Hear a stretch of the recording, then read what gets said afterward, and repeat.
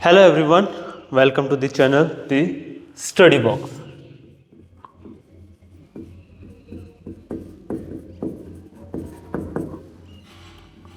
आज की क्लास में हम पढ़ेंगे टॉपिक जो हमारा नाम रहेगा सब्जेक्ट, वर्ब, एग्रीमेंट। ये अपना टॉपिक नेम है, सब्जेक्ट, वर्ब, एग्रीमेंट। सबसे पहले हम जानेंगे सब्जेक्ट, वर्ब, एग्रीमेंट। जो हमारा टॉपिक है इसका मीनिंग क्या है।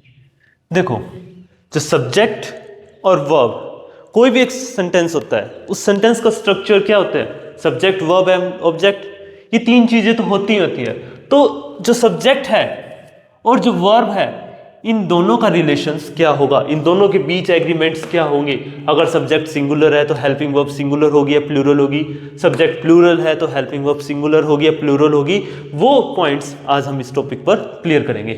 सबसे पहले फर्स्ट पॉइंट है, जैसे अगर कोई भी दो subject,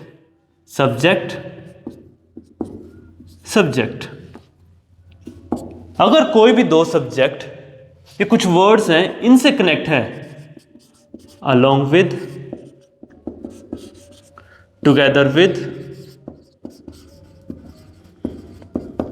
like, unlike, but, except, rather than।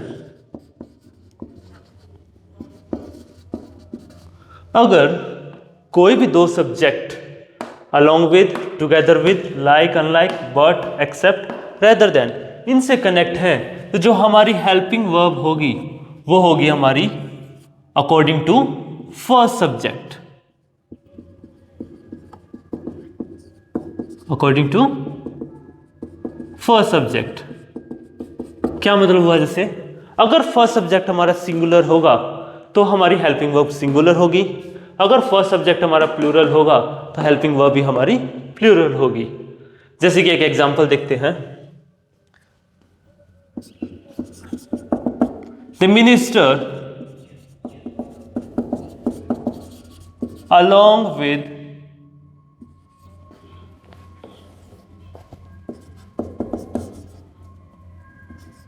his members has been kidnapped। ठीक है, देखो एग्जाम्पल क्या है। The minister along with his members has been kidnapped। तो क्या है, हमने क्या देखना है? सबसे पहले सब्जेक्ट, द मिनिस्टर, दूसरा सब्जेक्ट कौन सा है? His members. हमारे पास दो सब्जेक्ट्स हैं और ये दोनों सब्जेक्ट्स किससे कनेक्ट है? अलोंग विद से। तो according to the first rule, जो हमारा सब्जेक्ट एंड सब्जेक्ट्स अगर अलोंग विद, टुगेदर विद, इन वर्ड से कनेक्ट है तो हमारी helping verb according to first subject होनी चाहिए। तो अब हमारा फर्स्ट सब्जेक्ट देखो, मिनिस्टर क्या है? सिंगुलर है, तो सिंगुलर के साथ हमारी helping verb I has. Clear है? अगर मिनिस्टर्स, अगर ये प्लूरल होता, देखो इससे कोई डिपेंड नहीं कर रहा कि ये सिंगुलर है प्लूरल है। हिज मेंबर्स, ये देखो प्लूरल है, इसका कोई भी नहीं, क्योंकि हमारे दो सब्जेक्ट इन वर्ड से कनेक्ट होते हैं। तो फर्स्ट सब्जेक्ट से मतलब होगा, फर्स्ट सब्जेक्ट अगर सिंगुलर है तो हमारी हेल्पिंग वर्ब सिंगुलर हुई। क्लियर है फर्स्ट पॉइंट? सेकेंड पॉइंट है, अगर subject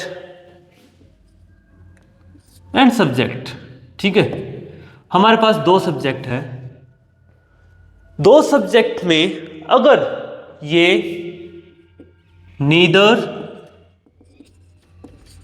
nor, either or not only but also. Clear है? If two subjects are connected with the pairs neither nor, either or, not only but also, then the helping verb will be according to what? According to nearest subject। ध्यान रखना, according to nearest subject, जो इसके सबसे near होगा, nearest. देखो first तो हमेशा first ही रहता है, ठीक है। सब्जेक्ट दो भी हो सकते हैं, तीन भी हो सकते हैं, पर हेल्पिंग वर्ब के जो सबसे नियरेस्ट सब्जेक्ट होगा उसके अकॉर्डिंग होगी। एग्जाम्पल देखें, neither he, neither he nor his friends been selected. Okay, neither he nor his friends, यहां पर हमें बताना है हेल्पिंग वर्ब कौन सी आएगी, हैज या हैव बीन selected. ओके, तो देखो फिर से, सब्जेक्ट है हमारे पास, हिज फ्रेंड सब्जेक्ट है, किससे कनेक्ट है, नीदर नॉर, हमारे पास दो सब्जेक्ट हैं, and the two subjects are connected with the pair of neither nor. According to this structure, the helping verb will be the according to the nearest subject. अब nearest subject कौन सा helping verb के, friends.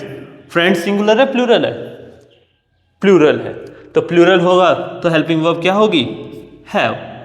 तो answer हमारा क्या हुआ, neither he nor his friends have been selected. Clear है। Next point है,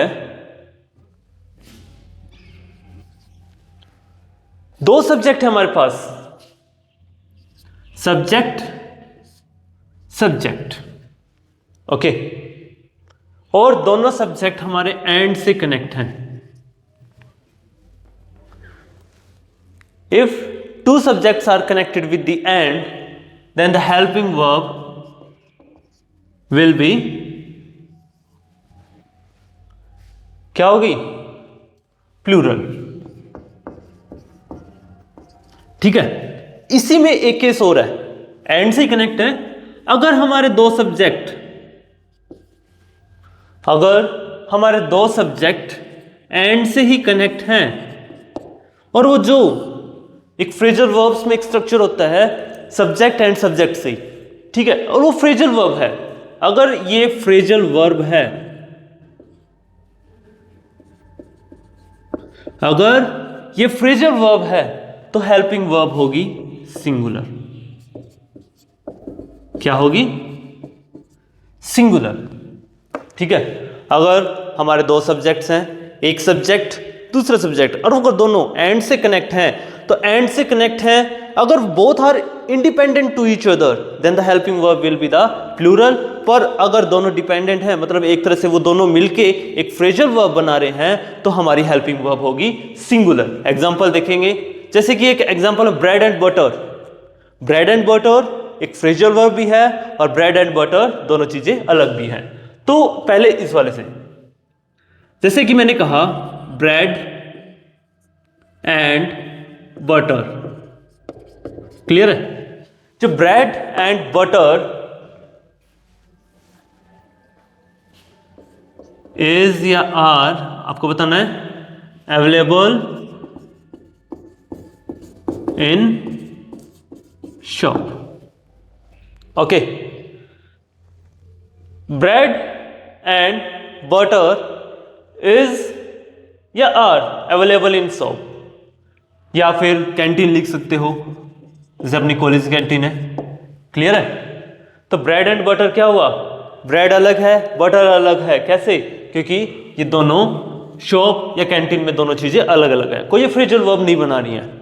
ठीक है, तो हेल्पिंग वर्ब होगी प्लूरल आर। एक होता ब्रेड एंड बटर, रोजी रोटी। Bread and butter is the only source of income। Clear है। अब इधर देखो, मैंने कहा ब्रेड एंड बटर, ये एक फ्रेजल वर्ब हुई।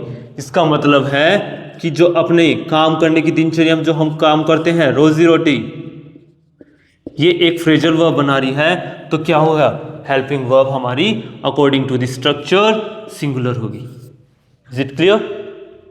एंड में 2 पॉइंट्स और हैं, जैसे थर्ड पॉइंट है एंड से ही, अगर कोई भी 2 सब्जेक्ट एंड से ही कनेक्ट हैं, if 2 subjects are connected with the and, और दोनों सब्जेक्ट से पहले आर्टिकल है,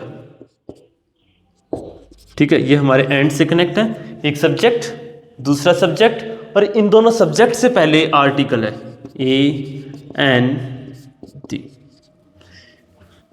ए एन डी, ये आर्टिकल्स हमारे दोनों सब्जेक्ट से पहले हैं, तो जो हमारी हेल्पिंग वर्ब होगी वो क्या होनी चाहिए? वो होगी हमारी प्लूरल। कैसे मैं बताऊंगा, ठीक है। इसी से मिलता एक पॉइंट और है, दोनों को साथ में कंपेयर, इनके एग्जांपल लेके बात करेंगे हम। अगर 2 सब्जेक्ट हैं और दोनों सब्जेक्ट किससे हैं? 2 सब्जेक्ट हैं और किसी एक सब्जेक्ट से पहले आर्टिकल है, एक सब्जेक्ट से पहले, ए एन डी, ओके। हमारे पास 2 सब्जेक्ट्स हैं, दोनों सब्जेक्ट में एक सब्जेक्ट से पहले आर्टिकल है, तो हेल्पिंग वर्ब क्या होगी वो हम बात करेंगे, वो होगी सिंगुलर, याद रखना, ओके। एग्जांपल देखें, मैं अगर सब्जेक्ट एंड सब्जेक्ट और दोनों सब्जेक्ट से पहले आर्टिकल्स है, इस पे एग्जांपल लेते हैं हम। पहले मैंने एग्जांपल लिया the principal and the teacher coming towards us, okay, the principal and the teacher coming towards us, तो क्या है? सब्जेक्ट है, द टीचर भी सब्जेक्ट है, दोनों से पहले क्या है? आर्टिकल है दी, ओके, और एंड से कनेक्ट है, तो हमारे हेल्पिंग वर्ब होगी जो हमने बात करी थी, प्लूरल। तो क्या आएगा? इज एम आर में से आर। सेम मैंने लिखा था principal and teacher, is am are में से बताना है कमिंग टुवर्ड्स अस। अब दूसरा एग्जांपल मैंने लिया, the principal and teacher, is am are में से हमें बताना है क्या आएगा? Coming towards us. तो क्या है ना, 2 सब्जेक्ट्स, हमने सब्जेक्ट देखा प्रिंसिपल टीचर, और एक सब्जेक्ट से पहले हमने देखा आर्टिकल है, एक सब्जेक्ट से पहले आर्टिकल है, तो हमारे अगर if 2 subjects are connected by and one of the subjects connected with the article, then the helping verb will be singular. तो is MR में से क्या आया? is। ये था हमारा रूल्स। अब देखो इसको मैं हिंदी में बताता हूं क्या है। देखो इसका क्या मतलब हुआ, the principal and the teacher, दोनों सब्जेक्ट से पहले आर्टिकल आने से जो प्रिंसिपल है और जो टीचर है वो दोनों अलग अलग हो गई। तो इसकी मीनिंग, इसका मीनिंग हुआ the principal and the teacher, जो प्रिंसिपल और टीचर दोनों अलग अलग हैं, तो वो क्या है? हमारी साइड आ रहे हैं, आर कमिंग टुवर्ड्स अस। मैंने इसमें कहा the principal and teacher, the principal and teacher मतलब एक सब्जेक्ट से पहले अगर आर्टिकल आता है तो क्या होता है, जो प्रिंसिपल है वही एक टीचर भी है, तो मतलब क्या हुआ, ये एक सिंगल पर्सन की बात होगी। तो क्या है? इज, इसलिए हेल्पिंग वर्ब सिंगुलर आई क्योंकि सिंगल पर्सन है, is coming towards us. Is it clear? Next point है, अगर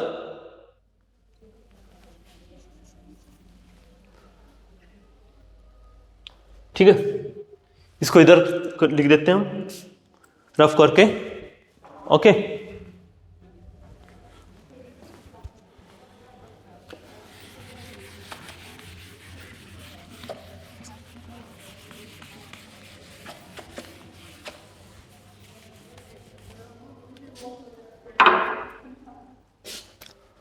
अगर किसी सेंटेंस में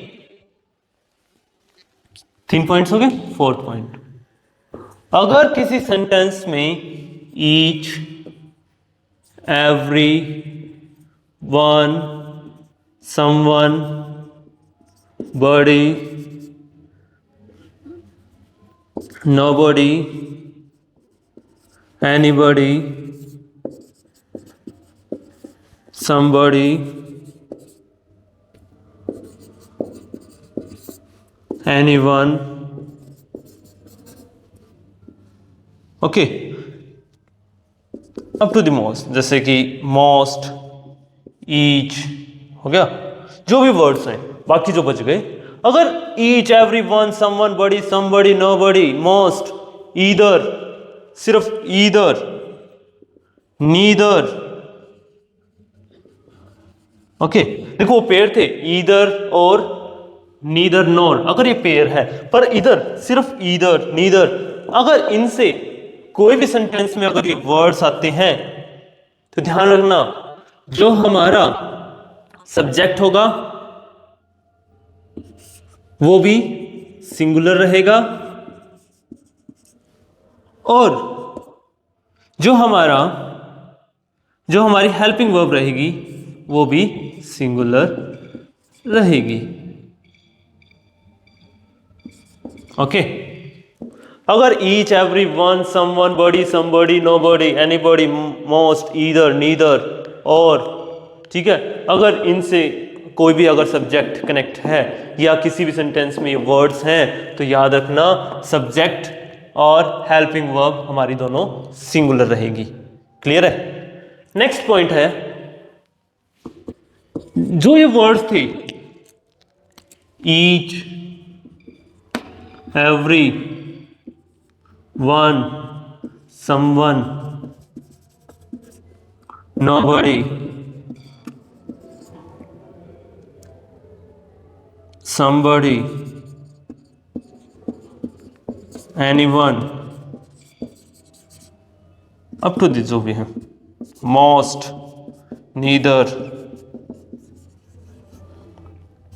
either। ओके अभी तक था हमारे ईच, एवरी वन, समवन, ये वर्ड्स थे, हेल्पिंग वर्ब हमारी सिंगुलर रहेगी और सब्जेक्ट भी सिंगुलर है। ठीक है, अगर इनके बाद ईच, जैसे each of, every of, some of, nobody of, इनके बाद अगर ऑफ कनेक्ट हो जाता है, ठीक है, इनके बाद अगर ऑफ आ जाता है तो ध्यान रखना जो हमारा सब्जेक्ट हमेशा प्लूरल रहेगा और हेल्पिंग वर्ब रहेगी हमारी सिंगुलर। ओके एग्जांपल देखेंगे, जैसे कि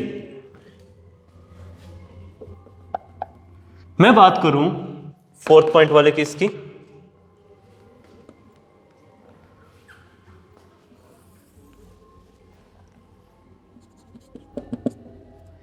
each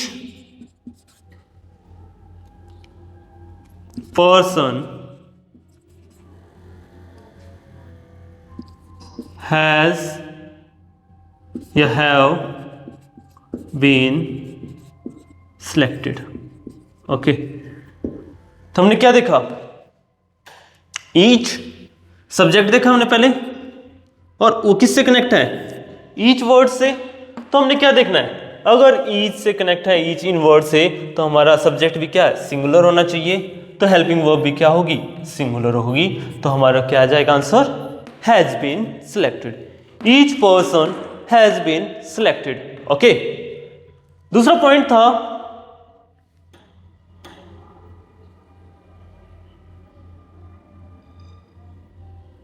अगर ईच ऑफ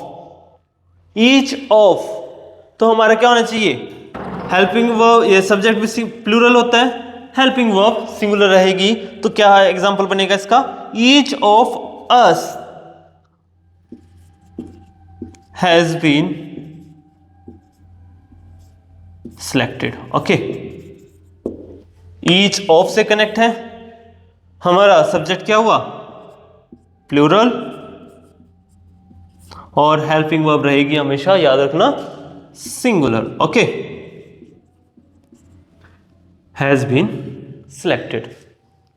ये अपने कुछ पॉइंट्स थे सब्जेक्ट वर्ब एग्रीमेंट्स के अगर ब्रीफ में एक बार फिर से डिस्क्राइब करते हैं, अगर फर्स्ट पॉइंट हमने बताया था, अगर कोई भी दो subject, if two subjects are connected with the words along with, together with, like, unlike, but, except, rather than, ठीक है, सब्जेक्ट और सब्जेक्ट है, ये इन वर्ड से कनेक्ट है, तो हमारी जो हेल्पिंग वर्ब होगी वो होगी according to the first subject. Clear है। दूसरा पॉइंट था, if two subjects are connected with the pair of neither nor, either or, not only but also, तो जो हमारी हेल्पिंग वर्ब होगी वो होगी हमारी according to the nearest subject. Clear है। थर्ड पॉइंट्स में था, if two subjects are connected with the and. First point है, अगर दोनों सब्जेक्ट इंडिपेंडेंट है, इंडिपेंडेंट टू ईच अदर, तो हेल्पिंग वर्ब हमारी प्लूरल है। अगर वो दोनों एक दूसरे से फ्रेजल वर्ब बनाते हैं तो हमारी हेल्पिंग वर्ब सिंगुलर होगी। क्लियर है। नेक्स्ट पॉइंट था इसमें, if two subjects are connected with the and the both subjects connected with the article a and the, या कोई भी इनमें से एक होता है, तो हमारी हेल्पिंग वर्ब प्लूरल होगी। ठीक है। नेक्स्ट पॉइंट है, अगर कोई भी दो सब्जेक्ट्स हैं और दो सब्जेक्ट्स एंड से कनेक्ट हैं और एक सब्जेक्ट से पहले आर्टिकल है, तो हेल्पिंग वर्ब हमारी सिंगुलर होगी। और नेक्स्ट फोर्थ पॉइंट था, each, every one, someone, body, somebody, nobody, अगर इनसे कनेक्ट है हमारे सब्जेक्ट और हेल्पिंग वर्ब तो दोनों सिंगुलर होगी। फिर आता है last point, each of, every of, some of, none of, either of, neither of, most of, one of. Clear है। अगर इनके बाद ऑफ है तो हमारा जो सब्जेक्ट है वो प्लूरल हो जाएगा, हेल्पिंग वर्ब सिंगुलर ही रहेगी। ओके, ये अपने कुछ पॉइंट्स थे और इसके सब्जेक्ट वर्ब एग्रीमेंट्स के। आई होप आप सभी को क्लियर होंगे। Okay, thank you guys.